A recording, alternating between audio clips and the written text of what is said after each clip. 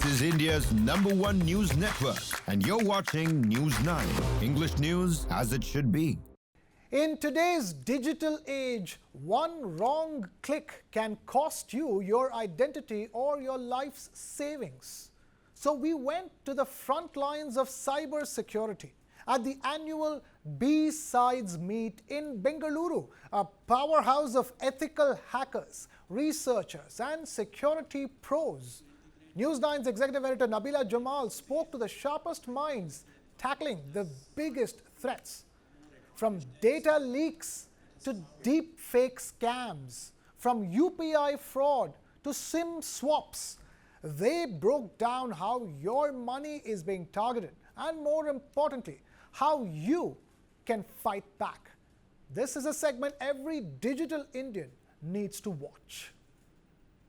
Thanks very much for tuning in. I'm Nabila Jamal right here in Bengaluru. I'm at the B-Sides Bengaluru event where I've managed to get the best of minds when it comes to cybersecurity expertise to come together. Almost forcefully got them to a huddle here just amid their busy schedule so that they could give us a little insight into cybersecurity, safety issues, how can we protect our money, our identity, our data, just about any personal information that you fear being exposed. Well, hopefully they're going to tell us what's best and how best to protect it. In an age where we're looking at your money being stolen, we're looking at your identity being stolen, your face, your voice, really nothing is safe. It can be stolen without an actual break-in. And as much as we revolutionize, we're really moving towards the digital age so fast, there are looming threats in the shadows and we're not able to address it because there's lack of knowledge. And I have with me here some of our panelists to give us a little more on cybersecurity and how to fight it in this battlefield here that we do not understand in the media, but you are the best possibly to explain. I'll start with you, Praveen, if you want to jump in on first of all, thank you for joining us here. You've gathered all of you here to discuss elaborately within your industry on cybersecurity and how you've evolved as an industry. But we want to know as commoners, what's the biggest threat when it comes to cybersecurity today? Because you have these threat actors evolving, becoming better with better tactics to crack into your digital spaces. I think a very good question about what is the important thing.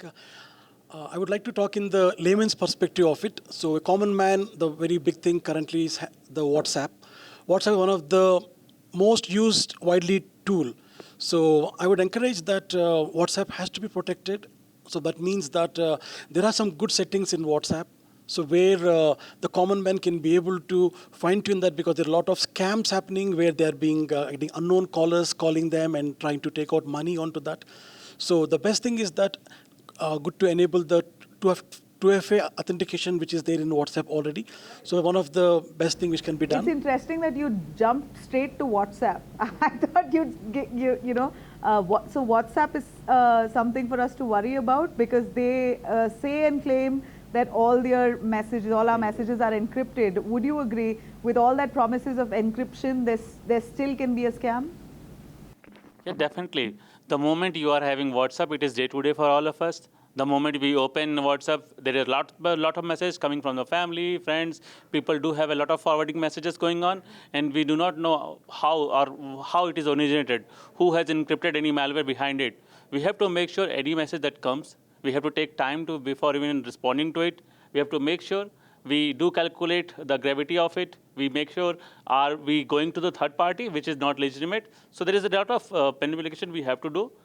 How do we trust? How do we trust? Someone sending us a message, you want to open that message, you just pressing onto a link, you clicking a link itself is enough to expose your entire data. So where do you... Yeah, before I go there, let me explain how WhatsApp is getting hacked.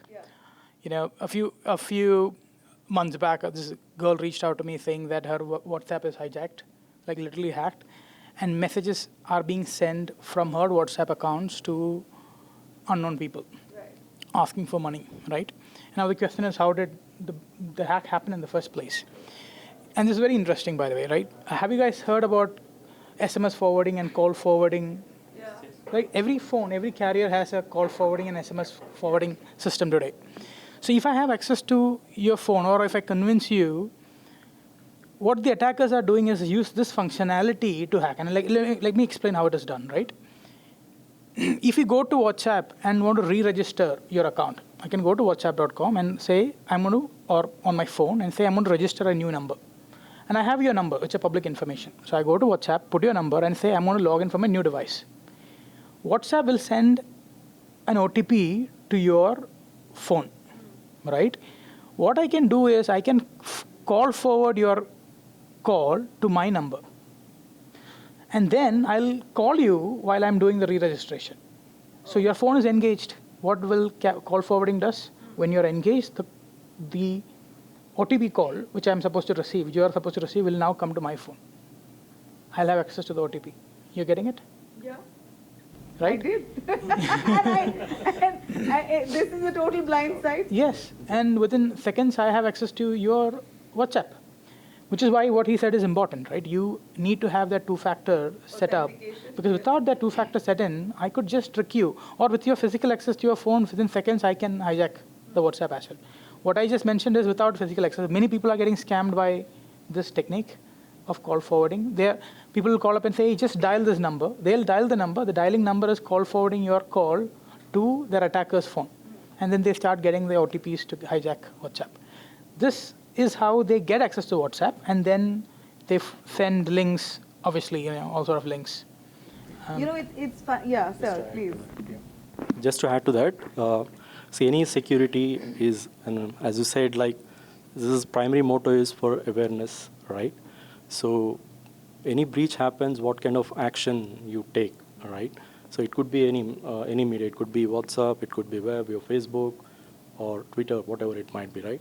So if unless you're not clear about what action you're performing, whether it is secure enough or not, it's not to act on it.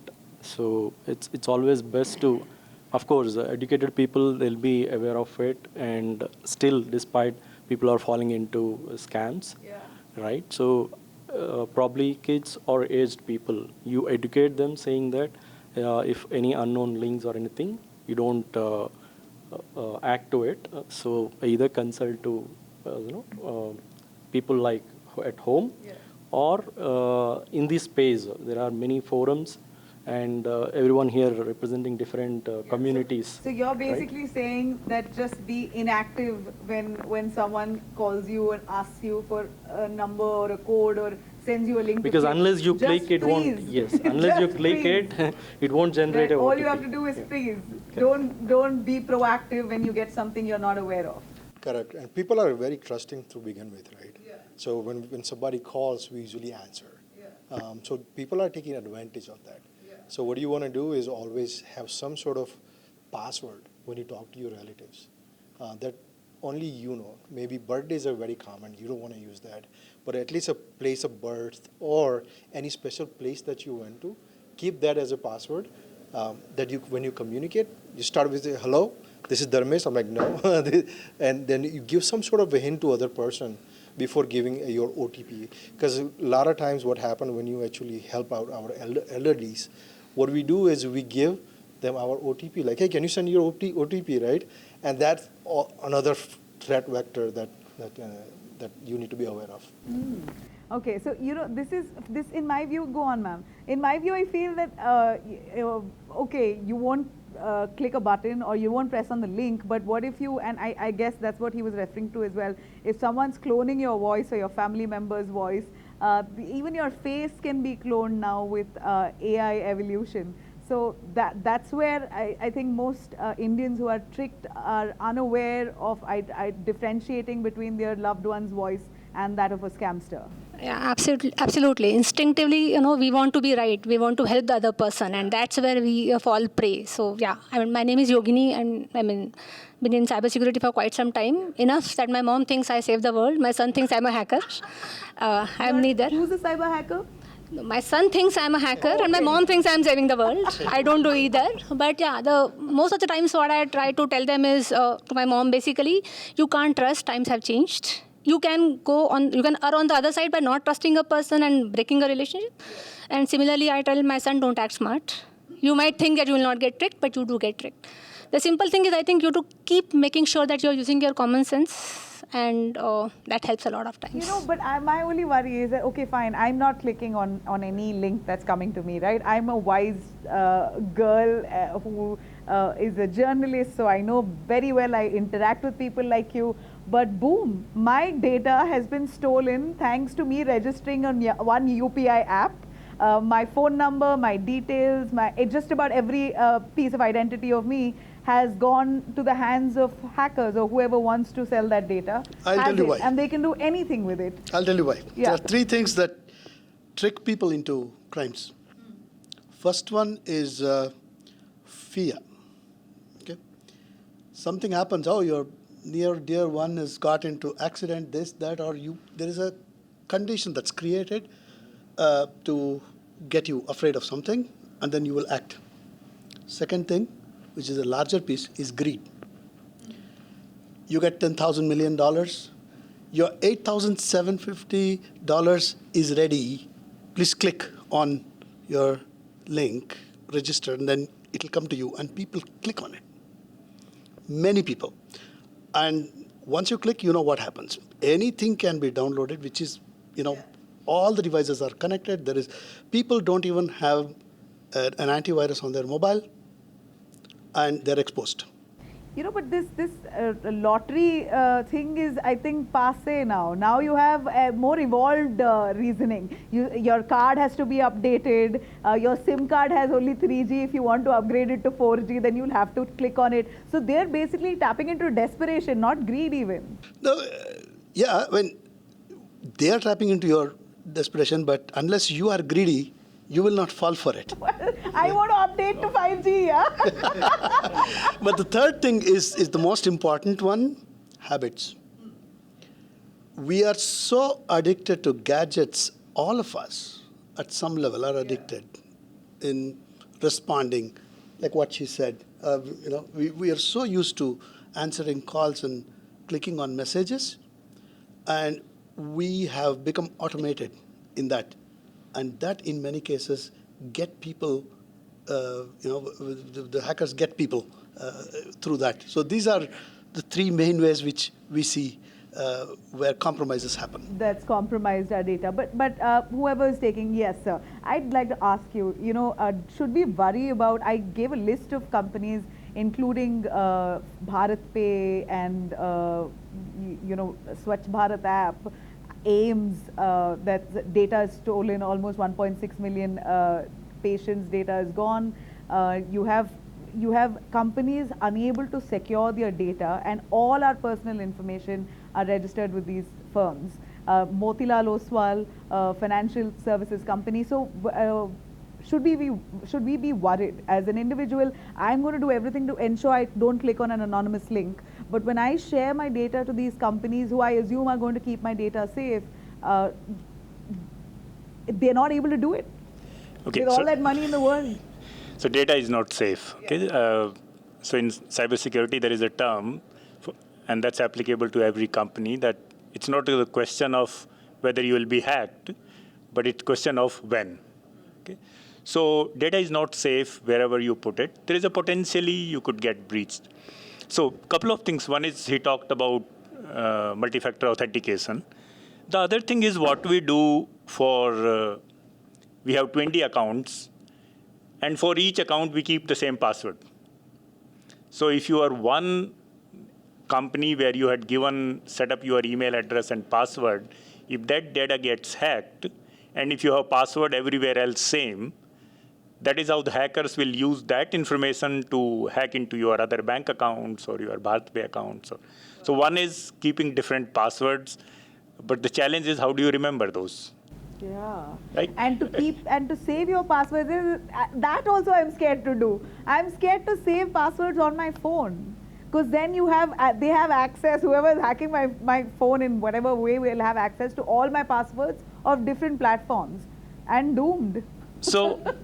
Yeah, so that's so there are enough complicated solutions, and with more complicated passwords. But I think the easiest way, and for for the common man, common people to understand is, one is, if you are really having multiple password, obviously you can't remember.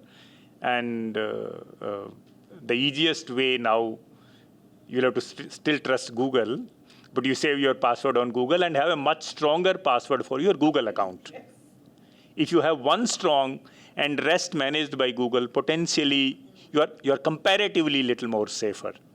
So I think that's the one aspect. In addition to that, I guess the awareness is the key. And I wanted to talk about same thing what he said, the fear.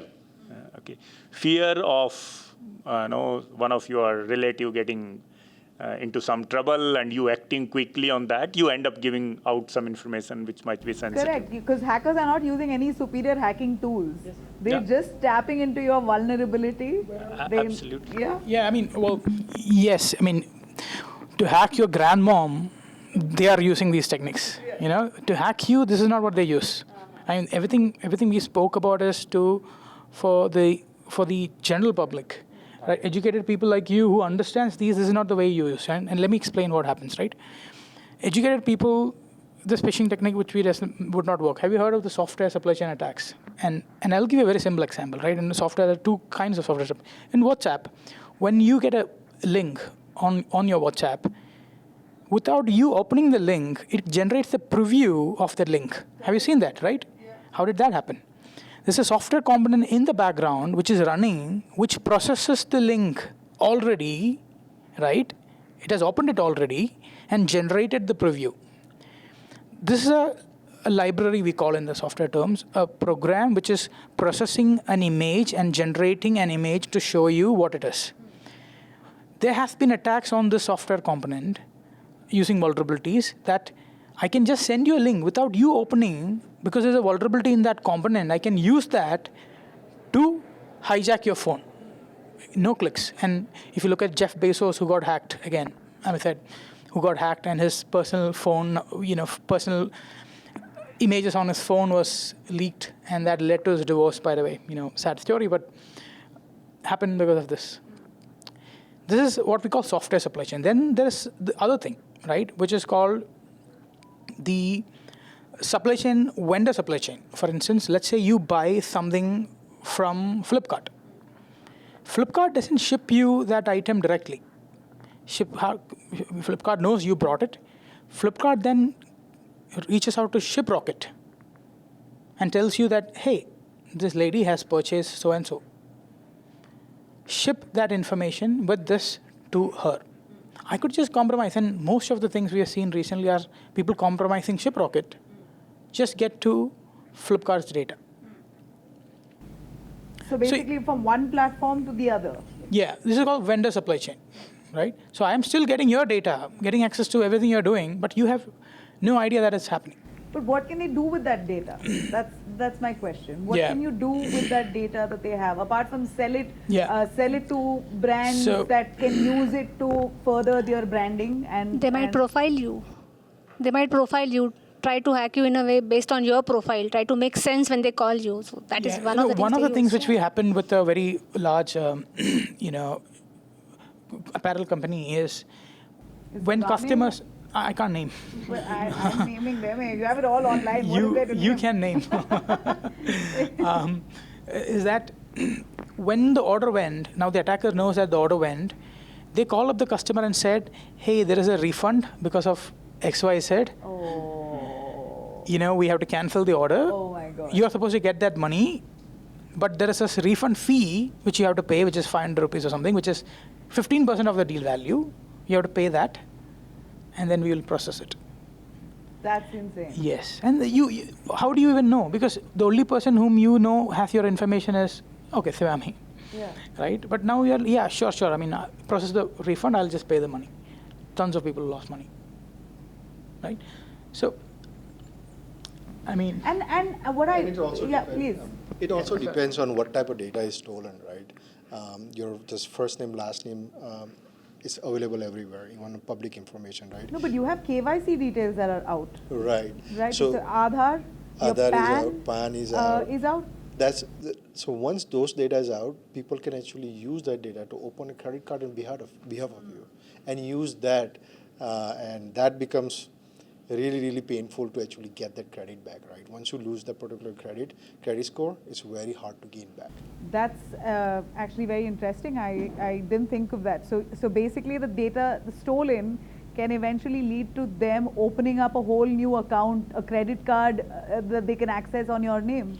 That's right. And just want to add one more thing, like we're talking about the common man and we want to see how can they also get safeguarded. Data is there, but I think as Kamal mentioned about awareness, so there's a website called as Have I Been Pawned? One of a website where if you put your email address, like your Gmail ID, it shows you the entire list of where all your account has been breached. So in the morning you talk about a lot of companies in India where the apps which are there where we compromised. So I will not name the apps, but just want to be on the safer side. So, but these things, when somebody types their Gmail address in Have I Been Pawned, it shows all the platforms where it has been hacked, and also what has been hacked, like your name, date of birth, also is shown. The best thing is that check that and change the password. Okay, and many times people are not changing the password. It's the biggest danger. So I want to make people aware that they can go to Have I Been Pawned. Santosh? I'll try to add what just has been told. Awareness is the key. If something is coming free, we must know that we are the product. Nothing comes free.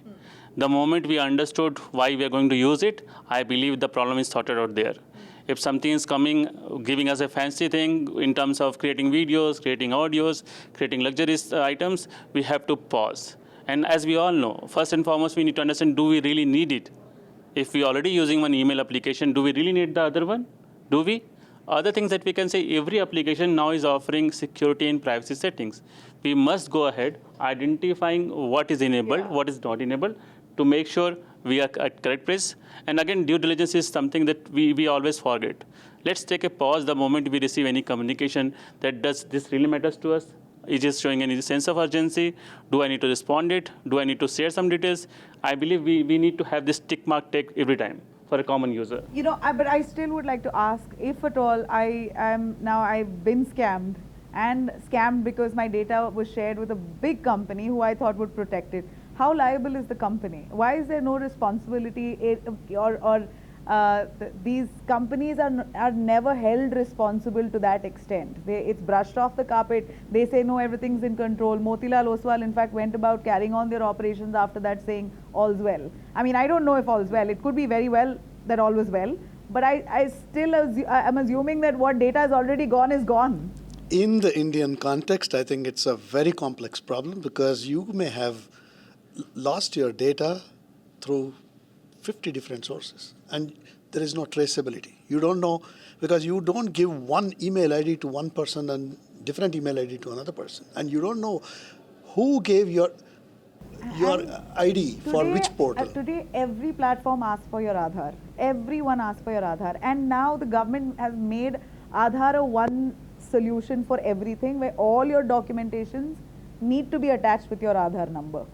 So then it's just basically spelling doom for us on the digital space. Right. So, which is why there has been a move, especially from the government side. If I have to point out, I think there are, for the critical places where Aadhaar is used, there is an authentication. You know, you check your biometric, or you just get the OTP. Make no sure biometrics. OTP. Oh, there are a couple of things. Biometrics, when you register your Aadhaar only once. So after that, it's all OTP. You do have that, and OTP is pretty much common even for property registration in Karnataka. I think there is a recent requirement that there has to be other authentication. So I would say, for the size we have, I think this is a reasonable control. But does it solve the problem? No. We are beginning.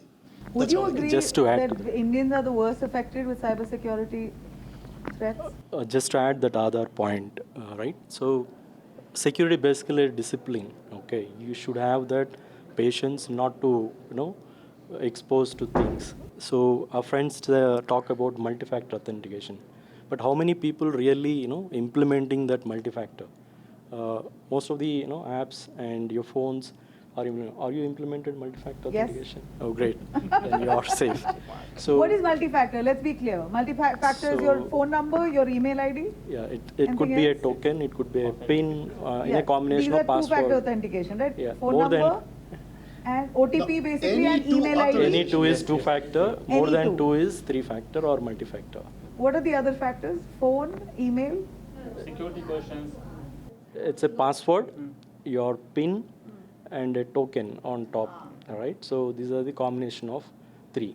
Right. So you have a token, primarily you enter password, you have a token, then you get a OTP. Okay. So you have three stages of authentication gets verified, and you are also, some of these images, you are not a robot or something, not AI driven, then you are secure to enter into the system. This is called multi-factor authentication.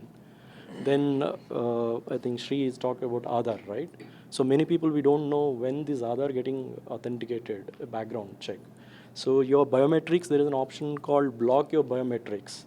You can go to Aadhaar website, and yeah, it is again time consuming, and you need to log into that Aadhaar account and disable that option, so that whenever an authentication happens, unless you allow them, it won't get authenticated, because this no one does it at scale. That's so a very important tip, yeah. yeah, so many security practitioners itself is not doing it. But every time it gets authenticated, you need to re-enable it. Otherwise, wherever you given for authentication, it won't get authenticated. So that's very helpful for the target audience. No, what absolutely, we are, you're right. targeting. I'd like to ask you about cyber insurance. Is it useful in today's day, or is it just namesake? That you take it just to tick a box. Okay, so first to answer your earlier question, are we the most affected? Vulnerable, yes. Okay. So I think we are not. Okay. See, we are a fourth largest economy, right? We are a largest populated country. Which is why I'm saying largest Right. populated, So- not fully educated, just got onto digital platforms, not fully aware of the digital platform. We just know clicking buttons. Yeah, so the numbers, what you see, it's here because of our size. And you will see that whatever you do, if you have 140 crore people, okay, the affected people will be always a lot more than any other country. But are we really moving fast on this domain? I think we are doing really well. Maybe we could do better, but a lot of progress is happening. Rahul is example. We are building products for the world. So cybersecurity industry is moving really fast. I was getting there. Since we're evolving with AI, what is it that the cybersecurity industry, if that's the usage, doing to counter this cybersecurity threat? Anything that you all have in terms of upgradation or better ways of Rahul fighting should this? talk. Yeah. So, listen, according to I4C's data itself, and this is the people who have lost money, almost 8,000 crore is what we lost. And this is registered compliance, Yes. people losing 10,000 to 25 lakhs to a couple of crores, right? Registered data. Now, 8,000 crores is what slipped. The impact of service, if cybersecurity community was not there, this 8,000 would have been 3,000 crores, right? So it is like a terrorist attack. When the terrorist attack happens, we forget every terrorist attack which got disarmed by the army or the border security force. We'll only see what we missed.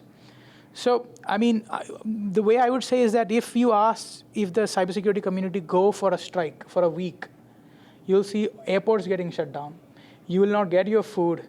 You will have your money siphoned off your computer, and within weeks you will realize the value, right? So the absence of something, only when we realize certain things, this is one of that field. So what have we done is multiply the 8,000 with the number of people, and you would get.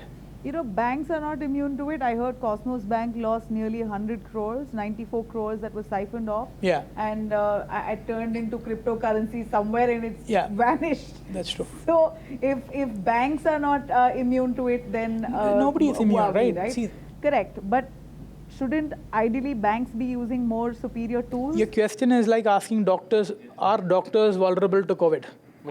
But at least doctors, by that logic, doctors know how to lead good health. But they They should be less vulnerable. So what happens is they have to be right one time, we have to be right 100 times, all the time. They just have to get right once and it becomes a news. It's glamorous in the media everywhere, but we have to write all the time. That's the difference. I think that's where your compliance and regulations plays a role, right? If it is a registered bank, then they have to obey these RBI or SEBI regulations to overcome these kind of, because basically that compliance is you should have a proper security posture, how you are collecting information, how your authentication is happening, whatever we discussed, the 2-factor, 3-factor, how are you enforced when they're making net banking or digital payments, right? So these are the things. For every transaction, there should be some accountability where it is transferring. Correct. So And as we're concluding here, I do want to get into how do we access our loss. If we are losing that kind of money, what's the best way to get it back? Should banks be liable on tracing this amount and giving it back to you? Before reaching the bank and what they should do, I think there is a fundamental requirement that any product you buy, you have a user manual. If you are a digital user, today everybody is, they must have a basic minimal knowledge about what they're doing. And this is, I think, one of the stalls we have here, ISAC, they do have the CCIO, which is Cybercrime Intervention Officer. And yeah, and what are they charge some very meager thing. But what have they stood for? They want every citizen above 18 years of age to go through the Cybercrime Intervention Officer program, not just to safeguard yourself, but to safeguard your surroundings, whoever is around you. Awareness. Second thing, can police handle everything? We are, like Kamal mentioned, there's a steep curve, and the amount of expansion, explosion, economic explosion that we are having will involve a lot of digital usage. And we can't have police to do the same thing. Today, murders and pickpockets are very less because people are finding cybercrime is... For us, we've evolved actually in our coverage. Yes. What? Exactly. We would speak of burglaries. Today we're talking about robbery without a break-in. So we need to bridge the technology, the technologies which is happening with government agencies and supporting agencies. And we do have a stall of ISAC. I think it will be very interesting for us to know. So I think these are the two things I can think of: education and supporting law enforcement agencies and your environment. I think these two will go a long way. It has already made a huge impact. No, but then why is there that kind of backlog when it comes to cybersecurity complaints? It's never addressed. They are as clueless as us. Like I said, media itself finds it hard to cover because we don't know what kind of coverage to give when there are barrage of cases coming to you. Every day, I was saying every second day, I correct myself, every day there are stories coming to us of cyber theft. No, I wanted to, so just week, I was in the Ministry of Home Affairs office, and I4C sits under that. I4C is the nodal agency which is coordinating all cyber crimes. They have built a system where if you fall for crime, they'll get you the refund back. What you need to do is, the minute you are a victim to something, do not delay, report it to I4C. You have to go to the police station, report a complaint, use that complaint to report on I4C portal with the accounts numbers where you send the money to, where the transaction happened. If then, and they haven't made the records public, they showed me the records, by the way, and I don't know I can speak that, but they were able to save multiple crores of rupees as a refund by coordinating with banks. Right? But would you say with conviction, banks are responsible to give you back your money? Yes, do you want to take it? Provided you report. Yeah, faster. Yes, there is a golden hour. First 4 hours is the golden hour 4 hours. in a bank, and then they have, I think, some other 8 hours, 16 hours, something like that. I4C portal, go to I4C portal and then... Yeah. So, I mean, you're freezing your bank account is one, but you have to get the refund of the money. You have to report to I4C portal ASAP with the police. With the process. So within that day, don't take weeks. Within few days, if we can do it, that's great. Just to mention one more, the common man perspective, like as Shashi mentioned about, it's also cybercrime.gov.in is a good website where you connected back to I4C also. And to your question about the common man, the main thing is that the time is very important when you report. So the first and foremost is that call the phone banking, for example, ask them for a ticket number. So many people fail actually to take the ticket number. They just try to mention about the entire story about what all happened with their fear they will try to express. But be responsible to take a ticket number and go to your nearest bank, whichever is authorized bank, write a letter to the bank manager and demonstrate to them, showcase to them, then it will process. For me, for instance, whenever I given cybercrime awareness sessions, I have seen people who are able to getting money back, because they followed the process on time and they got the money back. So one girl once was taking the session and her card actually was swiped in Kolkata. She's from Jharkhand, living in Bangalore. So there was a card skimming happening which happened. So the point is that she tried to do buy because she was emotionally burdened because she lost 2 lakh rupees. But when we told her about the process, she has gone to the bank, taken a letter and ticket number, and the bank recovered it. Also, the banks also will have insurance companies where they are insured, so they will also try to take the money back from them and give it back to them. And one last thing I would like to mention is that India is the fastest country where we are having roti, kapda, bandwidth, and makan now. So bandwidth is the biggest thing which is happening. So it is very much cheaper. When you see a cab driver... We are moving towards that in full speed, but are we efficient enough in countering these threats also is the question, right? So as I come to a close here, I will finally ask you if our law enforcement is efficient enough to protect us, even if we've fallen victims because of lack of knowledge. Now, well, digitalization and digital platforms have also been enforced on us. We are being forced to go digital on many levels, which is great, but also at the same time, is the government machinery efficient enough to help us if we are victims to these scams? I think I can say with conviction that what we have is a huge problem and we are handling it very well, both in terms of policies and the LEA activities that happen are rapidly scaling up and addressing it. Yes, is that all good? Have we met the objective? We are far from it, but I think for the kind of rise we have had, we have reasonably done good in India. So, but please give me in clear terms. I want you to tell me if a bank can be held responsible. If your money is gone, you're not able to access that money, should the bank not be working hard and round the clock to ensure they track the money and reverse it back to you? If the complaint reaches them, it will. If you're within the time. To you only because I've had people complain to us as media and journalists that we have people tell us we approach the bank, we're repeatedly approaching the bank isn't responding to us. They say the money is gone or you've fallen victim, and then you sympathize with them, and that's that. There are ways to do that. There are published, I think Reserve Bank portal is the most useful one. They have very clearly identified what the bank is to be responsible for. But if you don't give anything to the bank, or you take your own time, or you don't even know that something has happened and you wake up one day, then it will be a problem, like what Rahul mentioned.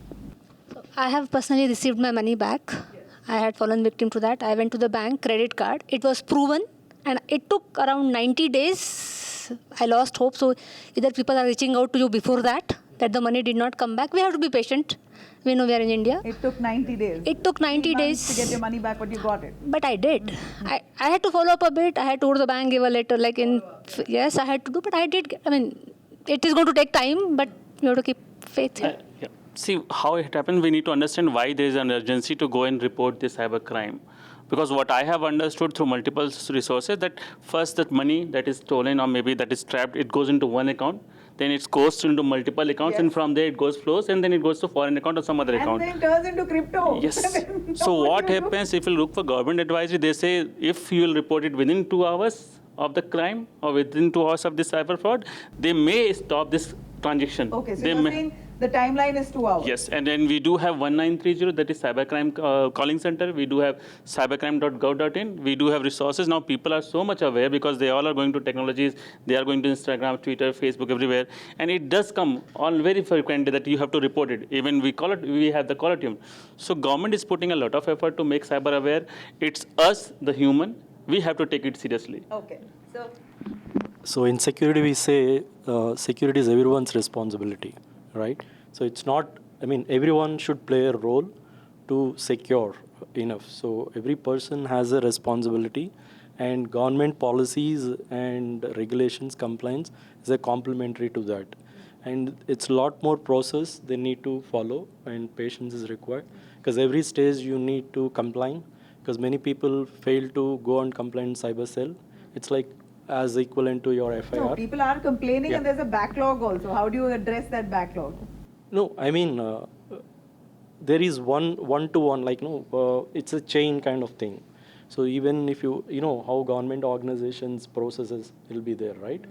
So ideally it takes time, but one should have more patience and continuously follow up. A quick question, a very simple question. If I'm defrauded, do I first go and file a complaint to the cybersecurity, or do I first go to the bank? Yeah, the first thing is the bank. Call the call center first immediately. But exactly, I knew you'd say that, and the bank always says first you file a complaint to the cybersecurity. But I want to say that since you called, call them and ask for a ticket number, take it up, okay, and then file a complaint back to the cybersecurity, and also go to the bank manager when you have a premium banking, for example, or you're already having account in the bank. So take a letter and put that ticket number and tell to the bank manager, and then automatically things will fall into place. And in my experience, I've seen whenever I have helped some victims, so I'm also a certified cybercrime officer, as Sri mentioned about ISAC.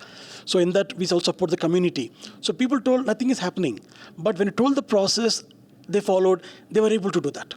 And also there are cases with Ponzi schemes where people are hiding the matter. They are falling prey to some Ponzi schemes to get more money, some app-based things and all. So these things are very deceptive things, which because of greed, as Sri Shankar and Kamal mentioned, so they went on to that.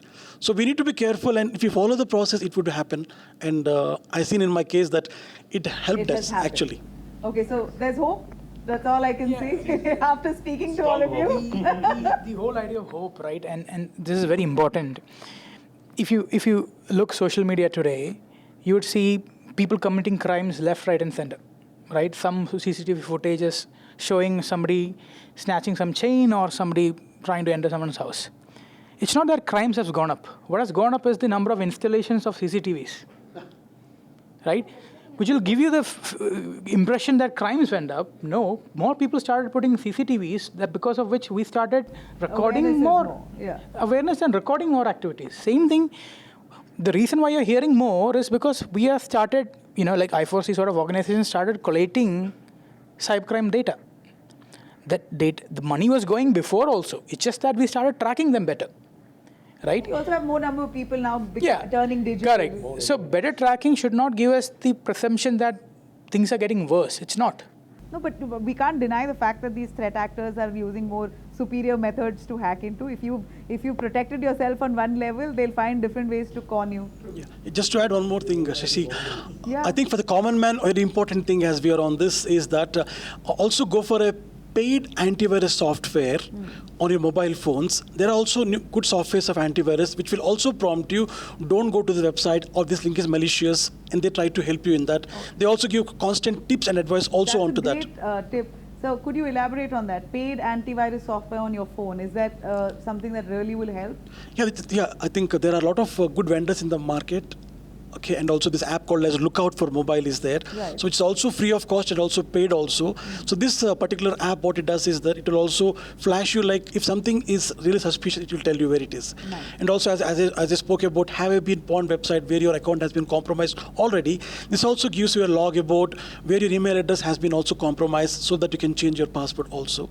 There are also modern software which are there. So where you go to like Amazon, for example, or their own vendor websites. So where you can pay for the home computer and also for the mobile phone softwares, where you can get the license and they will support you in a better way actually. Don't go for freebies. Okay, again, we have very bad mentality about going for freebies. What about your iPhone, Samsung, all this, the fancy phones that we have coming with inbuilt software? Yeah, it is good. Samsung, for example, has got security knocks in high-end phones, which supports that. However, in iPhone also, you can still go for Lookout for Mobile, which is also a free software and also a paid one. Above and over what comes with the phone, it's always wise to have one, you're saying? Yeah, that's right, yeah. Okay. So always have a defense in-depth approach where you have multiple defenses which are there to help. Right.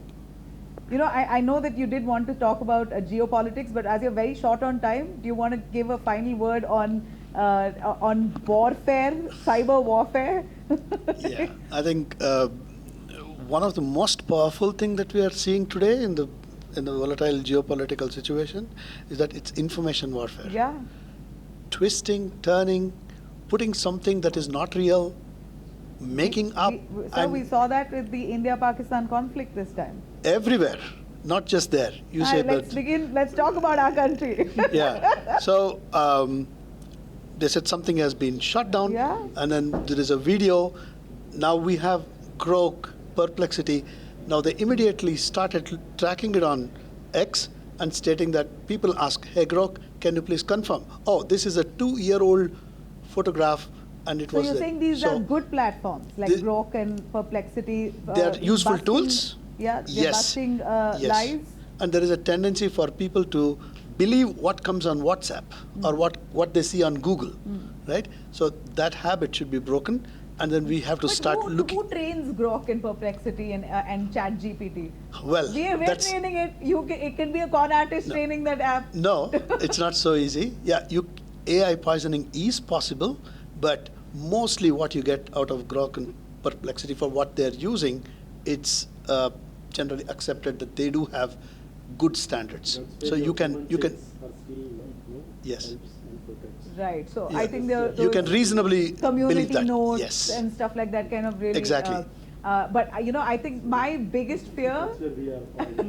Okay. So my biggest fear is all that information we give to ChatGPT without mindlessly, right? ChatGPT possibly knows every inch of your personality, what you're thinking, how you think, your line of thought, what you may be doing next. Google also knows about all these things. Yeah. So we were fine giving it to Google. Yes. So why are you so worried now about ChatGPT? I mean, yeah, absolutely. Yes. We are at a point of no return. Yeah. We are at a point of no return. We have already given it. Yeah. We're done. So let's settle with that idea. We are not finished. But We are not finished. Giving the data away. Now we need to secure. Free of cost, you have to give your You are the product. Okay, so there you have it. What you said, because you're using it free of cost, you can't object to it. Yeah. Yes. Where I'm paying for ChatGPT. But did you check those privacy and security settings? I don't think I did, but I should check. Maybe I did. I will check. But thank you. If you're paying for ChatGPT, then you're paying the thief to come and steal from you. No. Oh my God, this is such a lovely conversation, and I think just exactly what people want to hear. These are doubts that crop up on minds of the common man, on mine, and I think you all have very nicely explained it to us and given us a clear view on what's possible and what's not. So we've got to live with it. Data has already been compromised. It's how you basically handle your personal information by ensuring multi-factor authentication, by ensuring a software on your phone which protects your data, and just not blindly clicking or punching into buttons that lead you to a scamster. So that's that. Thank you, and thank you all of you for doing a great job. You all are, I think, soldiers behind the shadows. So thank you so much. Thank you again for that. Thank you. Thank you.